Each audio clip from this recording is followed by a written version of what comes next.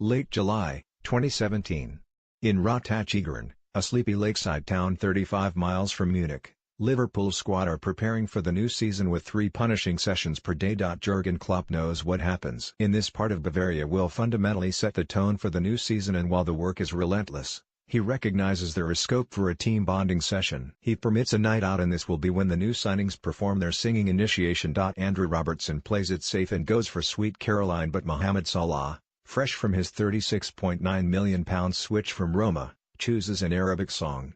Nobody understands a word of what he sings, but, by the last verse, Salah sports an infectious, broad smile and receives noisy acclaim. 38 Champions League goals scored by Liverpool this season. Only Barcelona, 45 goals in 1999-2000, and Real Madrid, 41 goals in 2013-14, have scored more in a single European Cup campaign. It has been a recurring theme ever since. Salah took his teammates by surprise that night and has continued to do so. His extraordinary form, which culminated in Tuesday's masterpiece against old club Roma in the Champions League semi-final, propelling him into the land of the giants. He's becoming the superstar, says Liverpool defender Dejan Lovren. Maybe I couldn't look into the future in pre-season and think he could do this.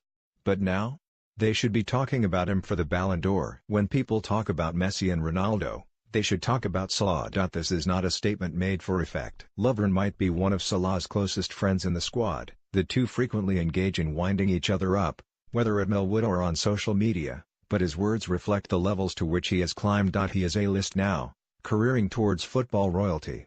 The 25-year-old is a national icon after his penalty sent Egypt to the World Cup for the first time since 1990, but none of this has changed him. Salah grew up in Nagrig, a farming village situated between Alexandria and Cairo, and his close-knit family taught him the values of respect and discipline. He is a devout Muslim and lived a simple life in Egypt, and, though his status has changed, the same continues to be true. Egypt is never far from his thoughts. He returns home at the end of each season, primarily for Ramadan, and will go back to Nagrig to meet old friends and hang out at the same cafes he used to before leaving for Cairo, where his first club was El Makaloon. To get a taste of home, he has eaten at a restaurant called Bakshik, regularly choosing hummus falafel.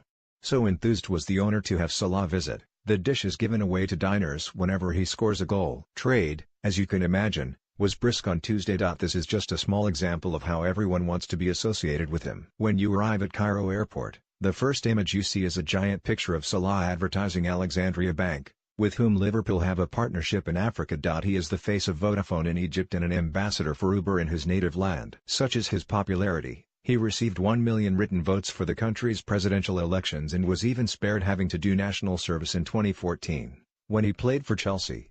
For a young boy who grew up playing a PlayStation with hopes and dreams, this is a life less ordinary. Yet ask those who know him best to describe Salah, and the answer that invariably comes back is quiet. He lives in Cheshire with his wife, Magi, and daughter Maka, and returns to them at the first possible opportunity each day after training has finished at Melwood. Salah's professionalism strikes a chord with everyone, and in many ways, he is like Luis Suarez, Anfield's most recent hero.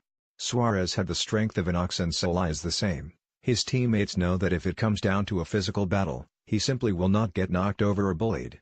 He is, in their eyes, the complete package. During the week it's a nightmare because you're up against him, says young right-back Trent Alexander-Arnold. Sometimes I don't like him, to be honest, because he does that stuff, what he was doing against Roma, to me.